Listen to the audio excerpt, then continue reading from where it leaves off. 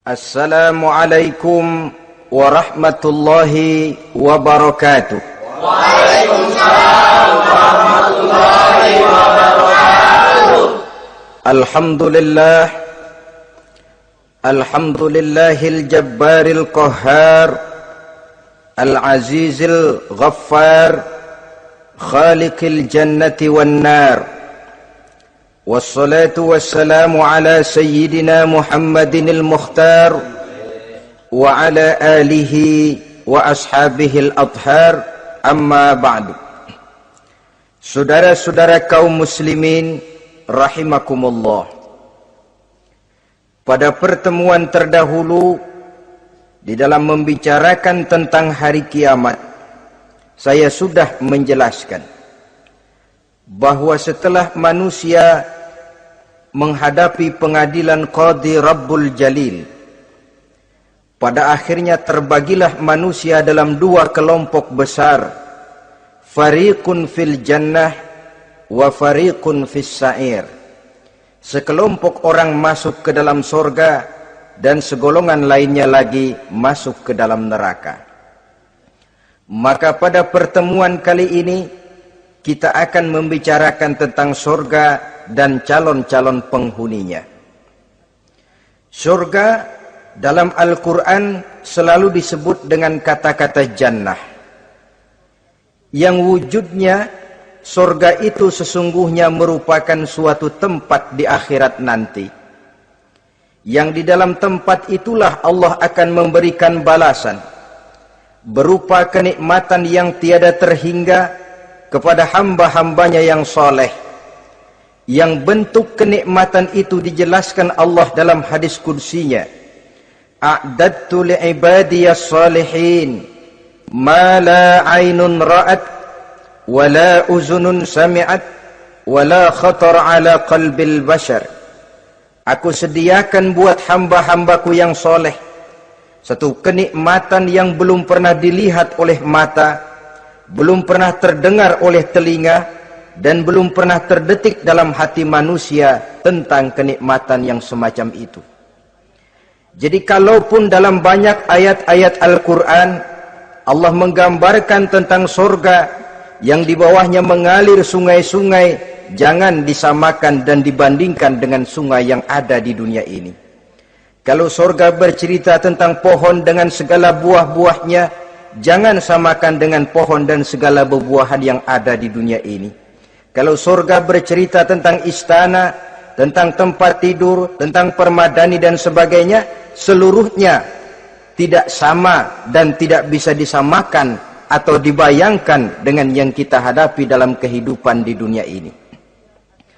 Di sanalah manusia akan menemukan kehidupan yang hakiki, yang sebenar-benarnya, yang tidak akan pernah berubah untuk selama-lamanya.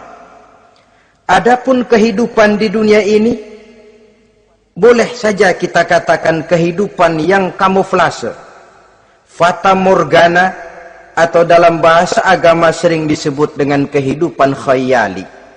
Ia berubah, ia bertukar, ia berganti oleh pergeseran masa dan pertukaran waktu. Kita jadi orang kaya di dunia, bagaimanapun kayanya kita, kekayaan itu tidak lain adalah kekayaan khayali namanya.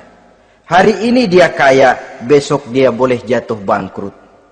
Tengoklah orang-orang kaya di dunia ini, yang tidak cuma sekedar memperkaya diri untuk dirinya sendiri saja, tapi kadang-kadang sudah mempersiapkan untuk anak-anaknya, untuk cucu-cucunya, untuk iparnya, untuk besannya, pendeknya untuk seluruh keluarganya. Tidak cukup harta cuma untuk 1, 2, 3, bahkan sampai 7 keturunan. Tidak cukup dengan uang miliaran, malah triliunan. Tidak cukup dengan punya tanah yang luas, malah gunung dibeli, laut dibeli, langit pun kalau dijual mau dibeli.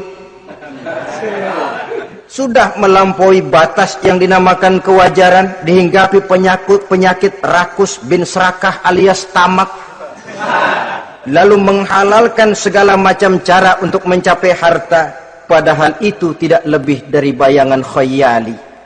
Harta yang banyak itu mampukah menolak penyakit yang hendak datang?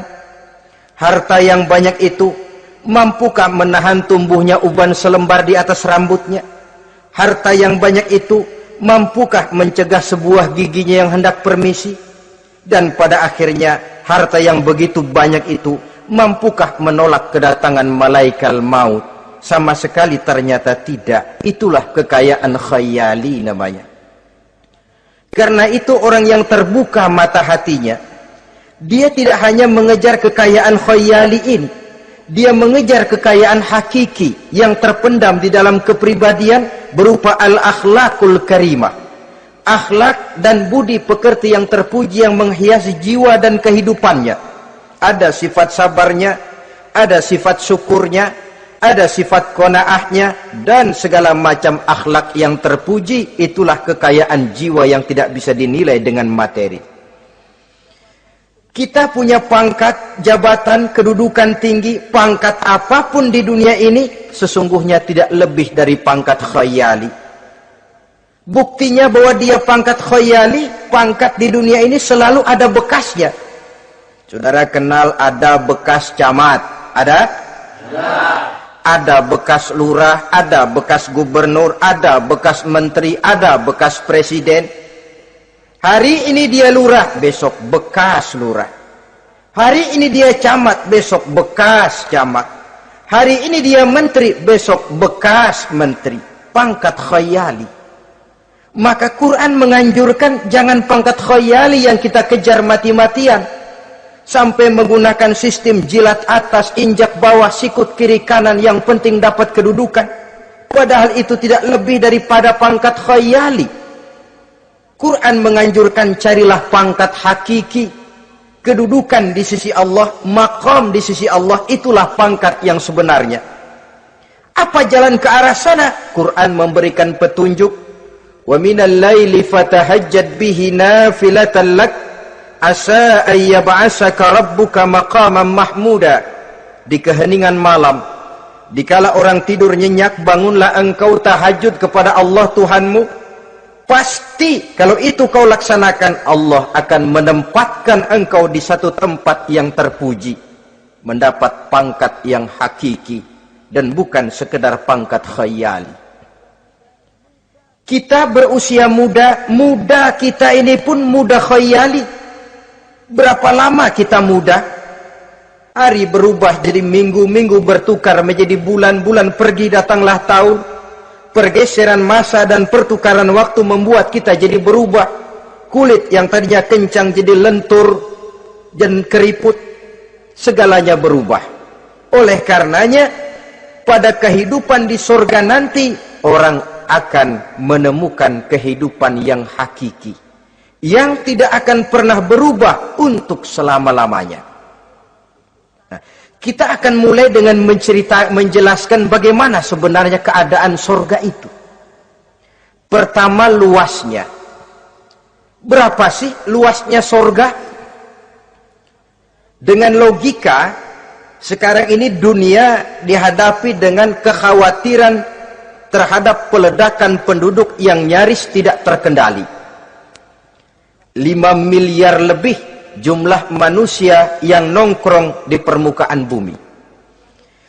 Tapi sesungguhnya planet bumi yang kita tinggali ini cuma satu planet kecil dari 9 buah planet yang berada dalam sistem tata surya matahari yang lazimnya kita namakan galaksi. Selain tata surya matahari yang namanya galaksi itu, masih terdapat lagi galaksi-galaksi lain yang dengan sendirinya juga dikitari oleh planet-planet lain. Dan bumi kita yang kita tinggali ini, yang dihuni oleh tidak kurang 5 miliar manusia, hakikatnya cuma setitik debu di tengah angkasa alam yang luas ini. Oleh karenanya, di dalam surah Ali Imran ayat 173, ayat 133, Allah Subhanahu wa taala menjelaskan, wasari'u ila maghfiratin min rabbikum wa jannatin arduha as-samawati wal ardu u'iddat lil muttaqin. bersegeralah kamu menuju ampunan Allah dan surga yang luasnya seluas langit dan bumi. Seluas langit dan bumi. Sedangkan langit oleh mata telanjang ini kan tidak pernah kelihatan. Yang nampak oleh kita biru di atas itu cuma batas titik pandangan manusia yang terjauh.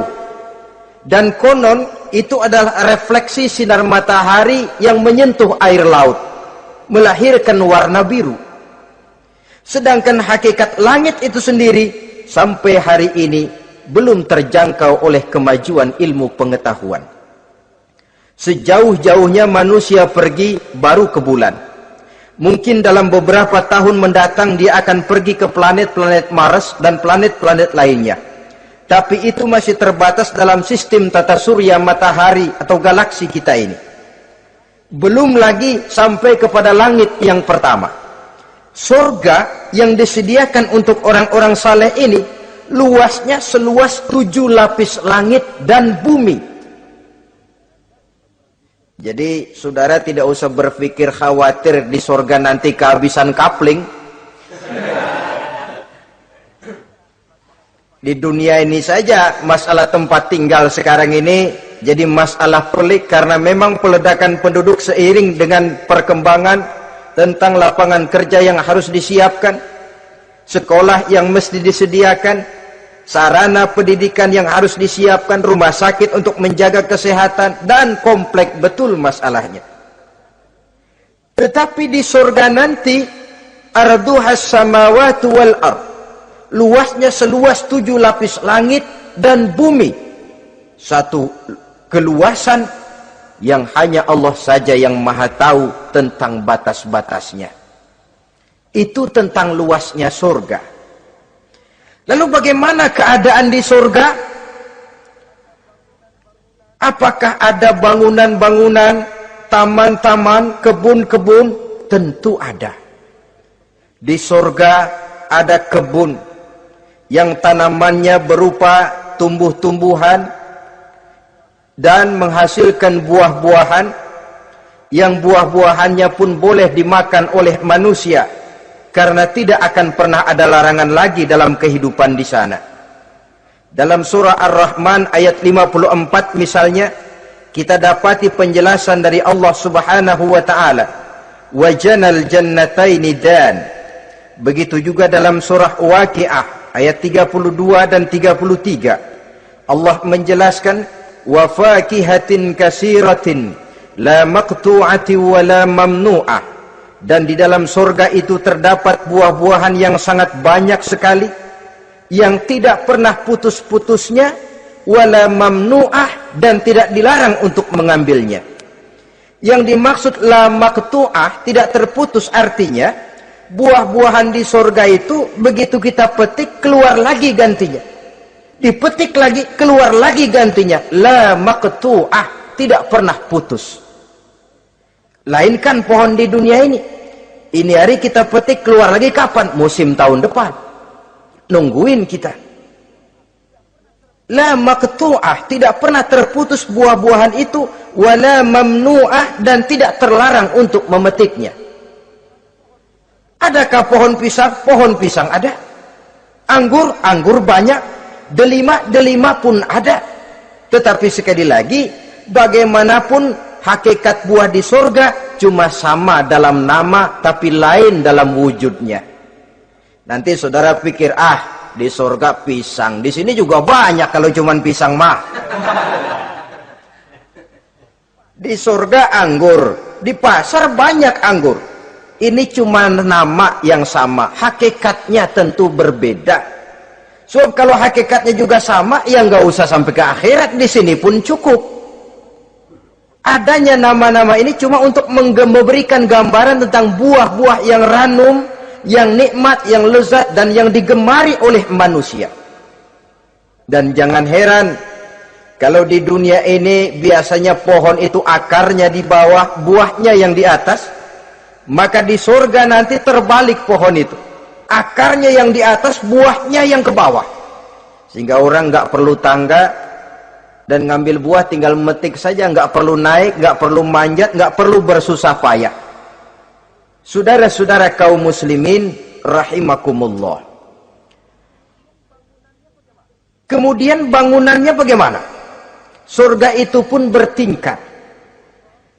Di dalam Al-Furqan ayat 10 Allah Subhanahu wa taala menjelaskan, Tabarakallazi in syaa'a ja'ala laka khairan min dzalik jannatun tajri min tahtiha al-anhar wa yaj'al laka qusura.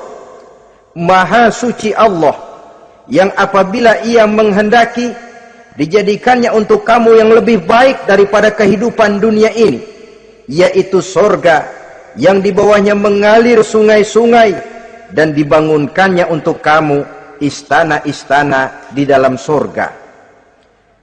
Jadi bangunan di surga pun berbeda sesuai dengan amalan orang yang masuk ke dalamnya. Seperti halnya perumahan di dunia ini, ada yang masuk kelas pondok indah, ada juga yang masuk kelas pondok pindah. Itu kan tidak sama itu. Ada pondok indah, ada pondok pindah. Sudah pondok pindah lagi. Kenapa bisa berbeda begitu? Ya tergantung kekuatan ekonominya. Makin tinggi nilai kekuatan ekonominya, makin mampu dia mendirikan istana di dunia. Tapi di surga nanti, yang bikin mampu bukan ekonomi. Yang bikin mampu adalah amalan pada waktu hidup di dunia. Makin banyak amalnya, dengan sendirinya makin baguslah istananya di surga. Tetapi yang namanya surga, dapat empernya juga sudah lumayan betul itu. Seemper-empernya surga masih jauh lebih baik daripada sebagus-bagus istana di dunia ini. Taj Mahal, bangunan yang mengagumkan. Istana Raja Persia, bangunan yang menggiurkan. Sehebat-hebatnya istana dunia, masih jauh lebih mending empernya surga. Konon ya, menurut satu riwayat, baunya surga itu sudah bisa dicium 40 tahun perjalanan. Menurut riwayat lain, 500 tahun perjalanan. Menurut riwayat satu lagi, 70 tahun perjalanan. Baunya surga sudah dapat dicium oleh manusia. Saudara-saudara kaum muslimin rahimakumullah. Nah, di dalam bangunan-bangunan surga itu, seperti halnya terdapatlah kamar-kamar ghuraf dalam istilah Quran itu, yang juga berisi divan, ranjang, tempat-tempat tidur yang indah-indah, dilengkapi dengan kasur-kasur yang tebal dan empuk, bantal dan permadani yang daripadanya bertahtakan emas. Terulah tempat tidur paling menggiurkan kita zaman sekarang ini yang namanya Dunlopillow atau Alga Spring Bed. Sejauh itu bayangan kita menggambarkan masih belum apa-apanya ketimbang tempat tidur yang ada di surga itu nanti. Saudara-saudara kaum muslimin, apakah juga penduduk surga makan, minum, memakai pakaian? Iya. Mereka akan beroleh gelas, piala, kendi, cerek, dan piring-piring yang terbuat dari emas dan perak. Tentu tidak usah gambarkan lagi macam emas dan perak di dunia. Emas dan peraknya akhirat, saudara-saudara. Tetap saja mala ainun ra'at, wala uzunun sami'at, wala khatara fi qalbil bashar. Belum pernah dilihat mata, belum pernah didengar telinga, dan belum pernah terdetik dalam hati manusia tentang wujud yang semacam itu. Apa pakaian mereka? Pakaian penduduk surga dari sutra yang lembut dan tebal, berwarna hijau. Kemudian saudara-saudara, sungai juga mengalir di sana. Mata airnya antara lain berwarna jernih, ada yang air susu, ada yang sungai madu, ada yang khamar atau sungai arak, dan penduduk surga boleh meminumnya, tidak ada larangan sama sekali. Timbul pikiran konyol, kalau di surga orang pada minum arak, apa banyak yang teler di surga? Ya tentu tidak. Sebab di sana saya katakan tadi kehidupan yang hakiki. Segalanya diperbolehkan, segalanya dipersilahkan. Nah, lalu untuk masuk ke surga itu apa melalui pintu? Memang melalui berbagai macam pintu. Dan ada pintu-pintu khusus yang tidak boleh dimasuki orang lain. Sayyidina Abu Bakar Siddiq radhiyallahu an pernah bertanya tentang hal itu kepada baginda Nabi. Ya Rasul, apakah di surga ada pintu-pintu khusus? Ada, Abu Bakar. Ada di dalam surga itu pintu yang namanya Rayyan. Tidak boleh masuk ke pintu itu melainkan orang-orang yang puasa. Orang-orang yang rajin puasa, mereka akan masuk ke surga melalui satu pintu yang dinamakan Babur Rayyan atau pintu Rayyan.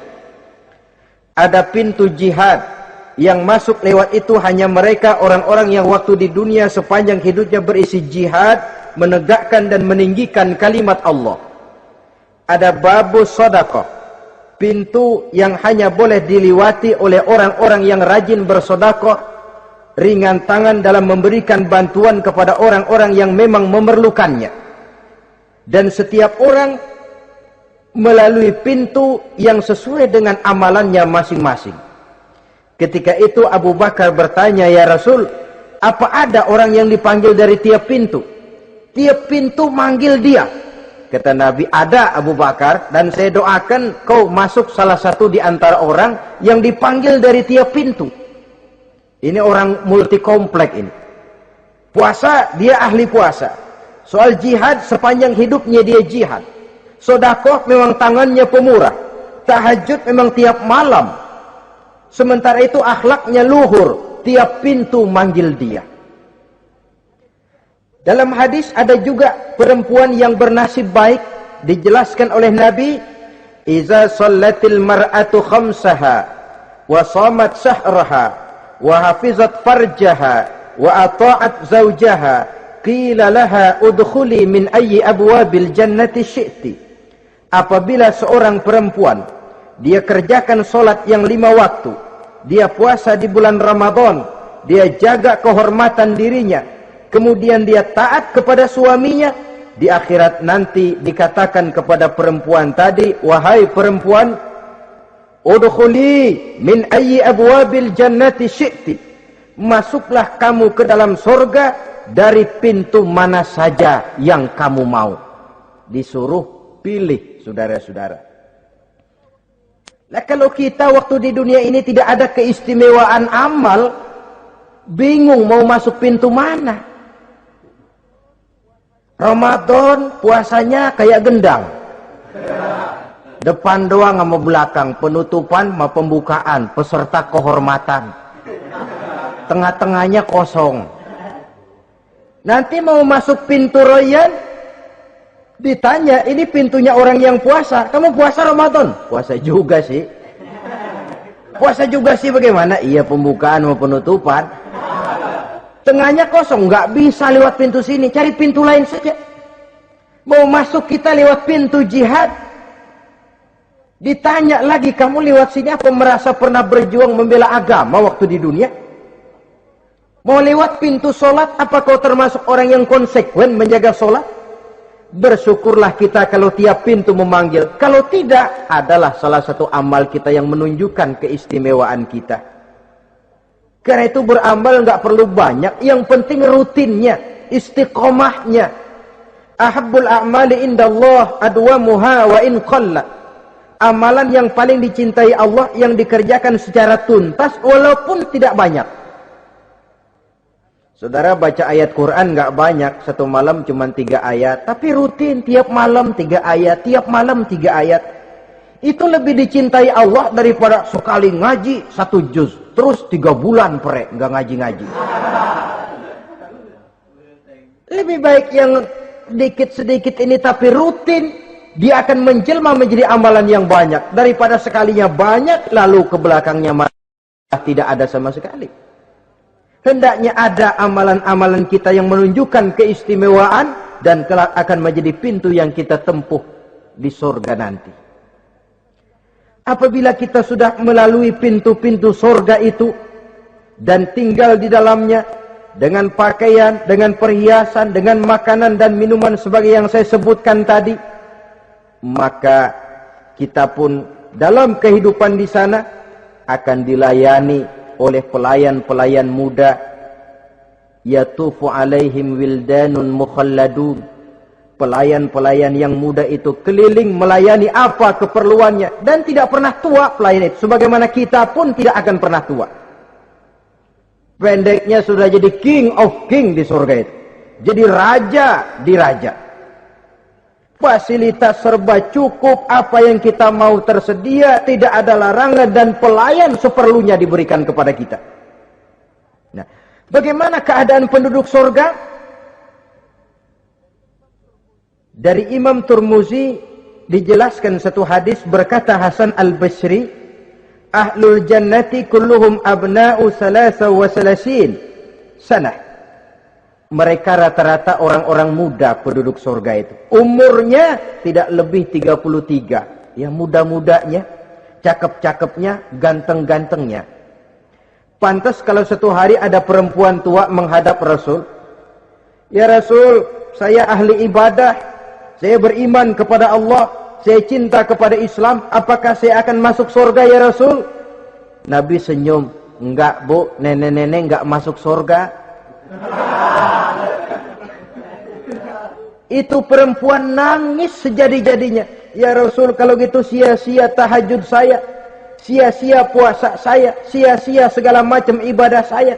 Nenek-nenek enggak masuk surga ya Rasul, sayang benar segalanya ini. Rasul kemudian menghampiri perempuan tadi. Bu, kalau yang ibu bilang itu benar, ibu masuk surga. Cuman di sana ibu balik muda lagi. Kulit nggak kempot kayak begitu. Rambut nggak putih macam begitu. Ibu nanti di surga bakal jadi muda lagi. Salasa wa salasin, umur 33 tahun. Rata-rata seluruh penduduk surga umurnya begitu. Tidak ada yang tua, tidak ada yang anak-anak, tidak ada yang remaja, rata-rata segitu. Nah, lalu bagaimana? Di surga hati mereka menjadi satu. Di antara sesama penduduk surga. Tidak ada yang iri hati, tidak ada yang punya sifat dendam. Itu keadaan di surga. Walaupun bertetangga, yang satu bisa mengunjungi yang lain, yang satu bisa nengokin yang lain. Tapi tidak ada sikap iri hati dan dengki.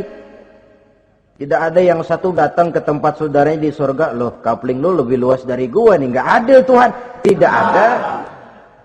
Semuanya hati sudah menjadi satu, tidak ada dendam, tidak ada iri hati. Kan jauh bedanya dengan kehidupan di dunia ini toh. Kadang-kadang di dunia ini begitulah romantikanya. Kita melarat, disuraki orang, kita sedikit kaya, diselidiki orang, ada saja yang iri, ada saja yang hasut, dan selalu mencari cara untuk menjatuhkan kita. Di surga, hal semacam itu tidak akan kita temui. Orang tidak punya sifat iri hati dan dendam. Lalu bagaimana lagi keadaan penduduk surga itu? Mereka selalu merasa senang dan bahagia. Tiap hari, tiap saat yang dirasakan cuma itu saja. Tidak diselingi seperti kehidupan di dunia ini, di mana senang berseling dengan susah, bahagia berganti dengan derita, ada senyum bahagia, ada tangis menahan derita. Itu romantika kehidupan di dunia. Di akhirat itu tidak akan pernah ditemui dalam surga nanti. Orang selalu merasa senang, karenanya di sana tidak ada keluh kesah. Tidak ada orang yang murung, tidak ada orang yang narik napas panjang sambil menghitung bintang di langit. Selalu merasa senang dan selalu merasa bahagia. Lalu bagaimana kondisi fisik mereka? Di surga tidak ada orang yang cacat. Baik ia cacat rohani ataupun cacat jasmani. Seperti yang kita temui di dunia ini, ada saja cacatnya. Kadang-kadang jasmani sehat, rohaninya sakit. Kadang-kadang rohaninya bagus, jasmaninya cacat. Di surga, orang sempurna, komplit, cukup. Tidak ada yang cacat rohani ataupun yang cacat jasmani. Kalau dalam kehidupan di dunia ini mereka cacat, bagaimana? Mereka akan utuh dan sempurna apabila masuk ke dalam surga. Dan di surga, sungguh pun mereka makan, sungguh pun mereka minum, mereka tidak akan pernah buang air. Baik air besar maupun air kecil. Sebab kalau makan dan minum di surga harus buang air, tentu malaikat harus menyediakan WC. Dan kalau surga sudah ada WC, tentu tinja yang repot. Saudara-saudara kaum muslimin, tidak buang air juga tidak buang angin. Dan tidak sakit, tidak terkena penyakit. Penyakit apapun namanya, sudah di surga itu daerah bebas penyakit. Jadi barangkali kalau keluar ke halaman surga nggak pakai baju masuk angin, tidak. Di sana repot nyari duit kerokan. Segalanya sempurna, segalanya cukup. Lalu bagaimana kalau tiap saat mereka makan, tiap saat mereka minum tapi tidak buang air? Konon keringat yang keluar dari mereka, tubuh mereka. Dan keringat yang keluar itu mengandung bau kasturi yang amat sangat harum baunya. Saudara-saudara, kemudian penduduk surga itu oleh Allah diberikan teman hidup yang namanya bidadari.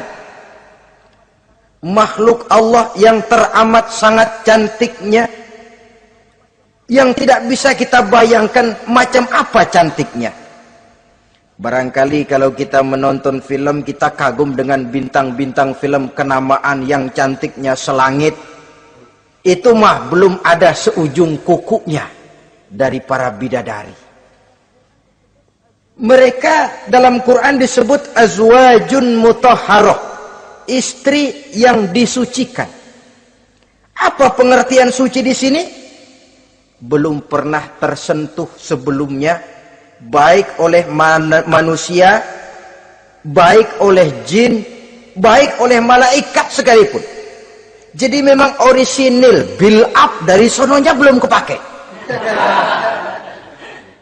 Khusus untuk manusia yang masuk surga. Belum pernah kepegang sama manusia. Jangankan manusia, jin dan malaikat saja belum pernah megang. Lain kan di dunia sekarang ini, kita mau cari barang orisinil sudah repot. Ya mujurlah kalau saudara menemukan seorang gadis yang orisinil paten, masih build up, barangkali mujur. Tapi umumnya terutama di kota-kota besar, ya sudah kita dapat second hand juga masih lumayan. Kalau tidak rongsok-rongsok bener mah, ini kadang-kadang sudahlah second hand, kondisinya juga 30%. Udah mesti nyerpis melulu kita ini. Saudara-saudara, azwajun mutahharah, belum pernah tersentuh oleh siapapun. Lalu makna tohharah ini, mereka selalu suci, tidak pernah baik menstruasi atau mencret. Tidak pernah. Dan kalau perempuan kita, istri-istri kita di dunia ini kan 1 minggu dalam sebulan terkena dapat fasilitas dia untuk tidak sholat, untuk tidak ibadah, masa haid itu. Perempuan di surga yang namanya bidadari tidak akan pernah mengalami haid. Lalu apalagi keistimewaannya? Selalu perawan. Tidak pernah janda. Walaupun tiap hari dipakai, habis dipakai perawan lagi. Saudara-saudara yang saya hormati, itu diperuntukkan untuk penduduk-penduduk surga. Loh itu laki-laki itu. Iya, kalau perempuan bagaimana? Satu riwayat menjelaskan mereka akan menjadi ratu di surga. dengan segala kenikmatan yang juga tidak pernah mereka bayangkan sebelumnya. Riwayat lain menjelaskan bahwa mereka juga akan berkumpul dengan suami, istri, dan anak-anaknya jikalau mereka memang orang-orang soleh. Ada juga riwayat lemah menjelaskan bahwa mereka akan mendapat bidadara istilahnya. Saudara-saudara kaum muslimin rahimakumullah. Pendeknya, surga dan seluruh kenikmatan yang ada di dalamnya tidak pernah mata melihat, belum pernah telinga mendengar, belum pernah terdetik dalam hati manusia. Oh, di surga begini kali ya. Berbeda dengan itu. Oh, bidadari begini kali ya. Kalau masih begini kali ya, masih bisa dibayangin. Ini sudah nggak bisa dibayangin. Jadi nggak usah begini ya begitu ya. Saudara-saudara, apabila orang sudah masuk ke dalam surga, bertemu dengan sesama teman waktu di dunia, surah At-Tur menjelaskan ayat 25-26, wa aqbala ba'duhum ala ba'di yatasaalun qalu inna kunna qablu fi ahlina musfikin famanna Allahu alaina wa waqana azabas samum. Apabila mereka telah masuk ke dalam surga, sebagian yang lain berkunjung kepada sebagian yang lain. Cara kita belah sono, ini teman kita dulu waktu di dunia, yuk samperin yuk. Ba'duhum ala ba'di yatasaalun, saling tanya menanya. Kalau istilah kita, sampai juga kemari? Iya. Saya waktu di dunia dulu sebenarnya sudah khawatir takut mendapat azabnya Allah, tapi Allah memberikan karunia kepada saya diselamatkan dari azab, dari mara bahaya neraka, sampailah saya ke dalam surga ini. Alhamdulillah. Bagaimana kabarnya ente? Alhamdulillah saya juga sampai ke surga ini. Si fulan bagaimana? Nyangkut kali dia mah di neraka. Yatasaalun, saling tanya menanya hal ihwal dan keadaan mereka. Tapi satu hal yang jelas saudara-saudara, di surga nanti itu tidak ada perkataan yang sia-sia, tidak ada ucapan kotor, tidak ada omongan keji, dan tidak ada omongan kosong. Tidak ada omongan yang sia-sia, ucapan-ucapan yang kotor, mencaci maki, itu tidak ada. Karena sifat marah pun tidak ada dalam surga. Kalau di sini kadang-kadang sedikit marah sudah semrawut, kata-kata kita sudah out of control. Di sana tidak ada kata-kata kosong yang tidak ada manfaat dan tidak ada gunanya. Saudara-saudara kaum muslimin rahimakumullah. Kemudian yang terakhir, kita akan membicarakan apa saja nama-nama surga itu dan siapa calon orang-orang yang masuk ke dalamnya. Pertama, yang dinamakan Jannatul Firdaus atau surga Firdaus. Surga Firdaus ini oleh Allah Subhanahu wa taala disediakan untuk orang yang dijelaskan dalam surah Al-Mu'minun ayat 1 sampai dengan 11. Qad aflahal mu'minun, beruntunglah orang-orang yang beriman. Jadi kalau saudara ingin dapat kapling di tempat yang namanya Firdaus, itu boleh pesan mulai sekarang. Nafas masih ada, Allah masih memberikan kesempatan untuk hidup, pesan tempat dari sekarang. Apa harga karcisnya? Pertama, qad aflahal mu'minun, harus beriman. Ini syarat mutlak. Tidak beriman, gak usah minta karcis. Minggir. Ini karcis pertama harus untuk orang yang beriman. Setelah itu yang kedua apa? Allazina hum fi salatihim khashi'un. Mereka yang khusyuk di dalam solatnya. Jadi untuk mendapat tiket ke surga Firdaus itu, setelah beriman, khusyuk di dalam solat. Artinya khusyuk tarkul ghair li ajlil amal, meninggalkan yang lain dan hanya memfokuskan diri kepada satu pekerjaan yang sedang dihadapi. Kalau kita makan sambil ngobrol, itu namanya makannya nggak khusyuk, sebab ada sambil ngobrolnya. Nah, sholat yang khusyuk, sholat yang di dalamnya tidak berisi yang lain kecuali sholat itu, meninggalkan yang lain dan hanya memfokuskan diri saja untuk melaksanakan suatu amalan. Dan sholat khusyuk itu berat. Kadang-kadang waktu mau sholat kita nggak ingat apa-apa, begitu sudah masuk takbir yang kita lupa malah kita ingat. Itu kurang ajarnya iblis. Mau sholat nyari dompet nggak ketemu, begitu takbir, aduh dompet di atas meja. Ini kalau sembahyang lama-lama digerataki orang nanti nih, mulai kocar kacir sholat kita. Makanya kata Imam Nawawi, sudah dinamakan khusyuk untuk tingkatan orang awam kalau pada waktu takbir dia ingat Allah. Segitu aja dulu dah tingkatan orang awam itu. Sebab yang namanya khusyuk itu hudurul qalbi wa sukunul jawarih. Hatinya ikut sholat, anggota badannya tenang tentram di waktu sholat, khusyuk. Kalau waktu sholat garuk sono, garuk sini, kaki ketekas, ketekus. Terus sudah anggota badannya nggak khusyuk. Atau anggota badannya tenang, tentram, nggak gerak-gerak. Cuma hatinya ngayab kemana-mana. Badannya di musola, hatinya di pasar. Itu juga nggak khusyuk. Dan itu berat. Karena itu, ini syarat kedua untuk mendapat tiket ke Firdaus. Imam Ali saja pernah dites oleh Rasul. Ya Ali, saya ya Rasul, kalau kau bisa sembahyang khusyuk, aku boleh kasih kau serban. Kamu boleh pilih yang hijau apa yang putih nanti. Baik ya Rasul, sembahyang beliau 2 rakaat. Selesai salam ditanya, yang mana sorbannya Li? Kata Imam Ali, yang hijau ya Rasul. Belum nengok, udah yang hijau ya Rasul. Kata Nabi, kalau begitu ente nggak khusyuk Li.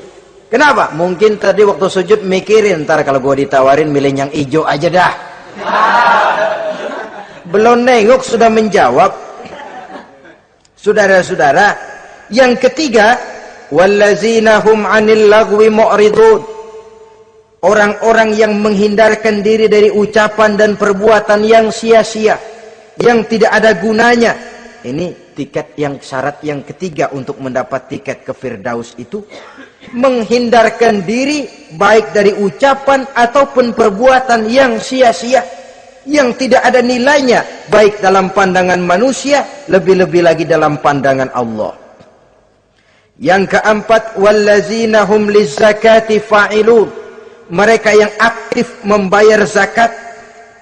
Kemudian yang kelima, wallazina hum lifurujihim hafizun illa ala azwajihim aw ma malakat aymanuhum fa innahum ghairu malumin. Orang-orang yang memelihara kehormatan dirinya kecuali kepada istrinya atau kepada budak sahayanya, pandai mengendalikan nafsu, tidak terperosok memperturutkan syahwatnya. Yang keenam, wallazina hum li amanatihim wa ahdihim raun. Orang yang pandai menjaga amanah dan pandai menepati janji. Saudara-saudara, kalau janji ditepati, sebab janji adalah hutang. Yang ketujuh, wallazina hum ala sholawatihim yuhafizun. Mereka juga selalu memelihara, tidak cuma sekedar khusyuk, tapi memelihara solat dengan baik. Ayat ke-11 dari Al-Mu'minun ini ditutup oleh Allah dengan jelas, ulaika humul warisun allazina yarisunal firdausa hum fiha khalidun. Mereka itulah para ahli waris yang akan menerima warisan berupa surga Firdaus dan mereka kekal di dalamnya. Kalau tadi sudah kita tangkap bahwa begitu besar kenikmatan yang ada di dalam surga, ternyata barang yang mahal memang tidak mudah untuk didapat. Saudara-saudara, inilah surga Firdaus. Adapun yang kedua, nama surga itu disebut dalam Quran Jannatu Adnin, surga Aden. Untuk siapa mereka?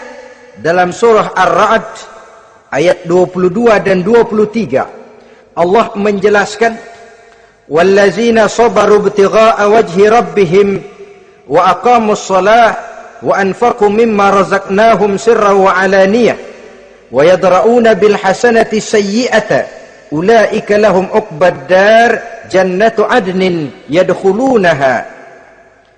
Dan orang-orang yang sabar, wallazina sabaru, orang-orang yang sabar. Sabar dalam apa? Ibtigha'a wajhi rabbihim, dalam menuntut keridhaan Allah. Sabar dalam mencari keridhaan Allah. Sujud mencari keridhaan Allah, sabar. Puasa mencari keridhaan Allah, sabar. Melaksanakan segala macam ibadah untuk mencari keridhaan Allah, sabar. Ini syarat untuk mendapat tiket ke surga Aden nanti, Jannatu Adnin. Sabar dalam mencari ridho Allah.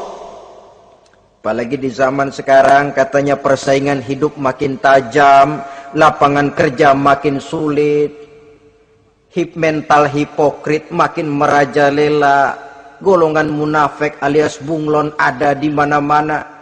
Kalau nemplok di daun kuning warnanya kuning, hinggap di daun hijau dia jadi hijau, nempel di dahan coklat jadi coklat.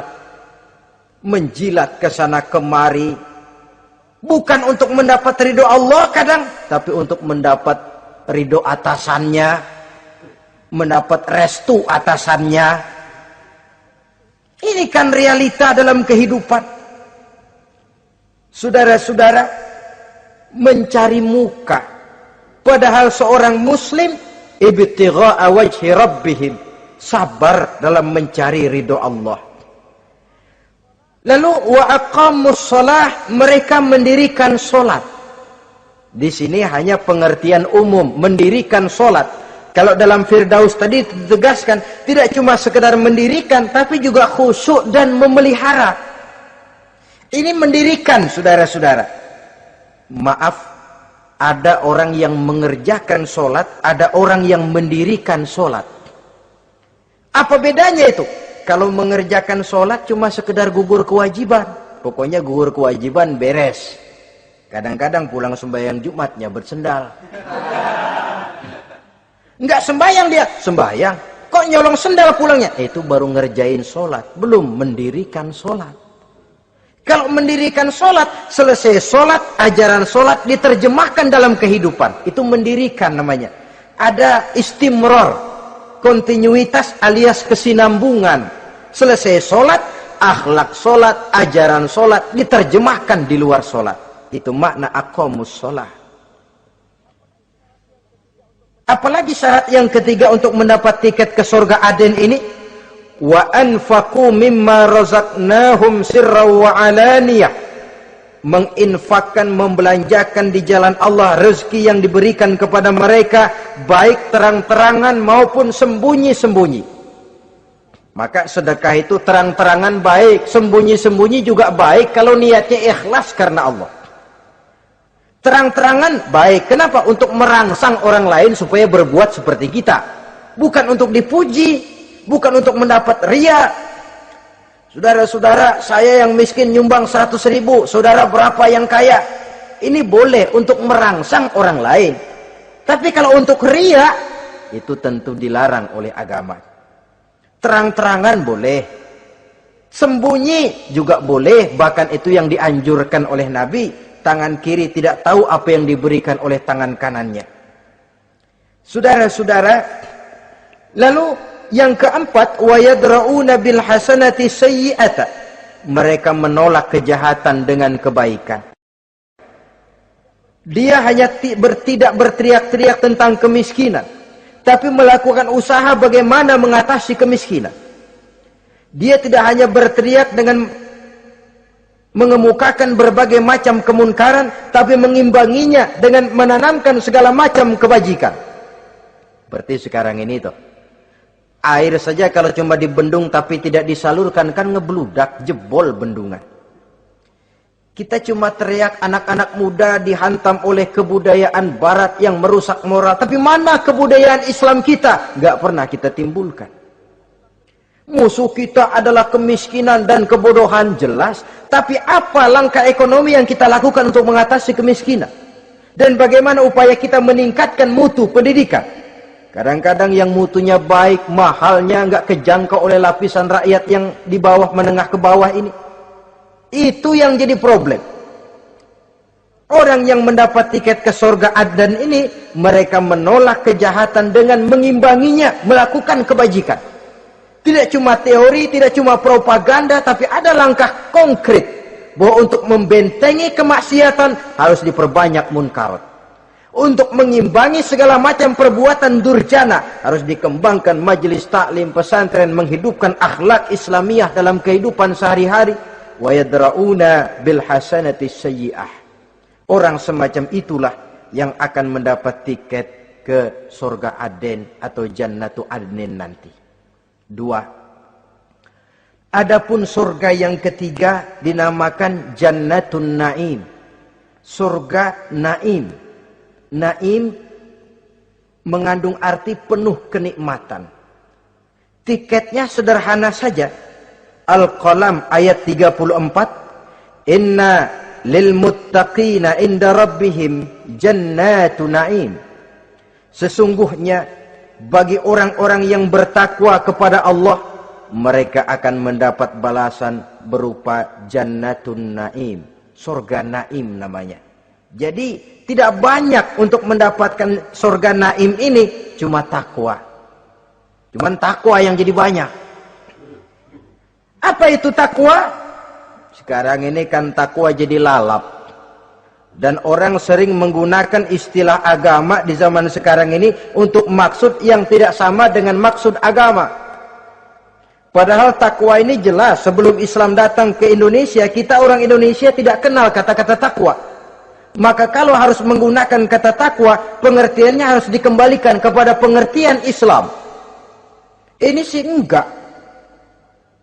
Orang yang mana aja kalau dilantik bertakwa kepada Tuhan yang Maha Esa, bertakwa, sampai membleh tuh bibir, bertakwa. Tapi kalau sudah megang jabatan, kadang-kadang takwa ngalor dia ngidul, tidak relevan lagi. Lalu apa sih yang namanya takwa itu? Sederhana saja, imtisalul awamir wajtinabun nawahi, itulah takwa. Melaksanakan segala yang diperintah, menjauhi yang dilarang, itu takwa. Menjalankan perintah dengan meninggalkan larangan, apa bedanya? Kalau melaksanakan perintah boleh sesuai dengan kemampuan, tapi menjauhi larangan mutlak. Laksanakan perintah Allah sesuai dengan kemampuanmu, tapi tinggalkan larangan Allah mutlak. Mampu tidak mampu, tinggalkan. Enak kalau ada perintah, jauhi larangan Allah semampu kamu. Ya enak, tinggal kita milih. Saya belum mampu ninggal teler itu, lezat itu, belum mampu. Yang boleh semampu kita melaksanakan perintah. Sholat semampu kita, asal jangan mampu lalu pura-pura tidak mampu. Puasa semampu kita. Jihad semampu kita. Tapi kalau sudah meninggalkan larangan, mutlak. Mampu tidak mampu, harus ditinggalkan. Jadi kelihatannya sederhana takwa ini, tapi masalahnya rumit. Melaksanakan yang diperintah, menjauhi yang dilarang. Dan itu tiket untuk mendapatkan surga Naim atau Jannatun Naim. Yang keempat, saudara-saudara, di antara nama surga itu ada yang disebut surga ma'wa atau Jannatul Ma'wa. Apa tiket untuk sampai ke sana? Surah An-Nazi'at ayat 40 dan 41. Wa amma man khafa maqama rabbih wa nahan nafsa 'anil hawa fa innal jannata hiyal ma'wa. Sesungguhnya orang-orang yang takut kepada larangan Tuhannya, wa nahan nafsa 'anil hawa, dan sanggup mengendalikan nafsu, sanggup mengendalikan diri dari memperturutkan hawa nafsu, fa innal jannata hiyal ma'wa, surga ma'walah tempat tinggalnya nanti. Jadi tiket ke Jannatul Ma'wa ini, pertama khafa maqama rabbih, takut kepada batas-batas yang telah ditentukan oleh Tuhannya. Ini batasnya, kamu jangan nyebrang ke sini. Ini batas yang halal, ini yang haram, ini yang hak, ini yang batil, ini yang ma'ruf, ini yang munkar. Orang yang ingin mendapat tiket ke ma'wa, dia takut batas-batas itu. Lalu sanggup mengendalikan diri, tidak sampai memperturutkan hawa nafsunya. Itu tiket ke surga ma'wa. Yang kelima dinamakan surga Darussalam atau Jannah Darussalam. Dijelaskan dalam Al-An'am ayat 126 dan 127. Wa hadza sirata rabbika mustaqima wa qad fassalna al-ayati liqaumin yatadhakkarun lahum darussalam inda rabbihim wa huwa waliyuhum bima kanu ya'malun. Inilah jalan Tuhanmu yang lurus. Telah kami pisahkan ayat-ayat kami bagi kaum yang mau berfikir. Jadi kelihatan di sini untuk mendapat tiket ke Darussalam, istiqomah mengikuti jalan lurus, istiqomah berpegang kepada Islam, dan pandai membedakan apa yang memang oleh Allah sudah dibedakan, antara yang hak dan batil, antara yang benar dan salah, dan selalu ingat kepada ayat-ayat Allah. Itu surga Darussalam. Yang keenam dinamakan Darul Muqamah. Siapa penghuninya? Surah Fatir ayat 34-35. Wa qalu alhamdulillahillazi azhaba 'anna al-hazan inna rabbana laghafurun syakur allazi ahallana darul muqamah min fadlihi la yamassuna fiha nasabun wa la yamassuna fiha lughub. Yaitu orang-orang yang senantiasa bertahmid, memuji kebesaran Allah Subhanahu wa ta'ala. Mereka akan mendapatkan Darul Muqamah. Yang ketujuh dinamakan surga Maqamul Amin. Ini pun disediakan untuk orang yang bertakwa, seperti dalam Ad-Dukhan ayat 51, innal muttaqina fi maqamin amin. Dan yang terakhir, yang kedelapan adalah surga khuldi atau jannatul khuldi. Dalam surah Al-Furqan ayat 15 dijelaskan, qul adzalika khairun am jannatul khuldi allati wu'idal muttaqun kanat lahum jazaan wa masira. Saudara-saudara kaum muslimin rahimakumullah, oleh terbatasnya waktu, inilah sekelumit tentang surga dan calon-calon penghuninya. Mudah-mudahan dijadikan kita oleh Allah termasuk salah seorang di antara calon-calon yang kelak akan menjadi penghuni surga, mendapat kenikmatan yang kekal dan abadi di dalamnya. Amin ya rabbal alamin. Terima kasih atas segala perhatian. Mohon maaf atas segala